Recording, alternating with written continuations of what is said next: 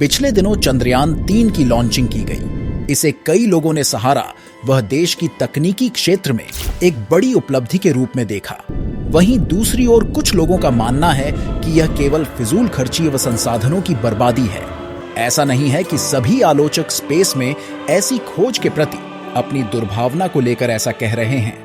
उनमें से ज्यादातर का मानना है कि स्पेस रिसर्च के बजाय हमें अपने संसाधनों का इस्तेमाल पब्लिक वेलफेयर पर करना चाहिए। सवाल उठता है कि क्या चांद पर यान भेजना गरीबी, बेरोजगारी, क्लाइमेट चेंज और ऐसी ही तमाम उन समस्याओं से मुंह मोड़ लेना है? एक विकासशील देश की आम जनता को स्पेस रिसर्च पर अरबों रुपए खर्च करना उचित है? क्या असल में यह पैसों की बर्बादी है? दरअसल भारत ही नहीं, दुनिया के ज्यादातर लोग जो स्पेस रिसर्च के आलोचक हैं, वह इसके कल्याणकारी स्वरूप से वाकिफ नहीं है। स्पेस मिशन न केवल देश के बढ़ते टेक्नोलॉजिकल प्रोग्रेस के लिए है, बल्कि इससे स्पेस एक्सप्लोरेशन के लिए नए आयाम भी विकसित होते हैं। एआई, सैटेलाइट, जीपीएस, इंटरनेट ही नहीं, ऐसी सैकड़ों तकनीकों को स्पेस एक्सप्लोरेशन के लिए विकसित किया गया था।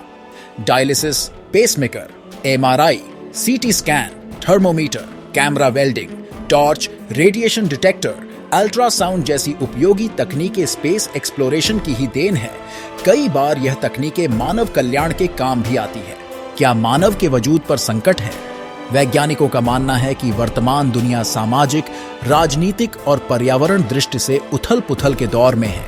ऐसे में सवाल उठता है कि क्या इंसान के वजूद पर खतरा नहीं है? इस समय हम क्लाइमेट चेंज, परमाणु युद्ध, जैव विविधता का विनाश, ओजोन का क्षरण, जनसंख्या विस्फोट के साथ साथ किसी एस्टेरॉयड के टकरा जाने जैसे आसमानी खतरों का भी सामना कर रहे हैं। स्टीफन हॉकिंग का कहना था कि महज 200 वर्षों के भीतर मानव जाति का वजूद हमेशा के लिए खत्म हो सकता है। वैज्ञानिकों के मुताबिक इस संकट का एक ही व्यावहारिक समाधान है कि हम स्पेस में भी मानव के रहने के लिए संभावनाएं खोजें। हॉकिंग की बात को नजरअंदाज करके अगर हम अंतरिक्ष की ओर संभावनाओं की खोज नहीं करते हैं, तो हमारा हाल कुछ उन जीवों के जैसा होगा जो बचने की कोशिश ही नहीं कर रहा है। वैज्ञानिकों ने अध्ययन से यह निष्कर्ष निकाला है कि हर कहानी का एक अंत जरूर होता है। हमारी कहानी का भी होगा। एस्ट्रोफी नील डिग्रासे टाइसन का कहना है कि मुझे डर है अगर हम अंतरिक्ष की ओर नहीं गए तो मानव जाति का शायद ही कोई भविष्य भी होगा।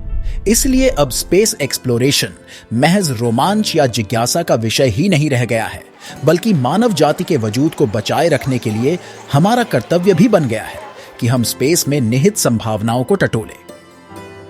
निश्चित रूप से स्पेस में जाना सस्ता नहीं होगा, लेकिन पूरी मानव जाति की रक्षा के लिए स्पेस एक्सप्लोरेशन पर दुनिया के संसाधनों का बहुत छोटा हिस्सा ही खर्च होगा। कुछ लोग अभी भी कह सकते हैं कि इस पैसे का उपयोग आमजन की खुशहाली, स्वास्थ्य, शिक्षा, क्लाइमेट चेंज, पॉल्यूशन आदि समस्याओं का समाधान ढूंढने के लिए करना चाहिए। तो जवाब है बिल्कुल करना चाहिए, और यह जरूरी भी है। लेकिन इसके बावजूद हम स्पेस एक्सप्लोरेशन के लिए इंटरनेशनल जीडीपी के 1% का चौथाई के बराबर हिस्सा तो बचा ही सकते हैं। क्या हम भविष्य के लिए कुल जीडीपी के 1% का 1/4 हिस्सा भी खर्च नहीं कर सकते?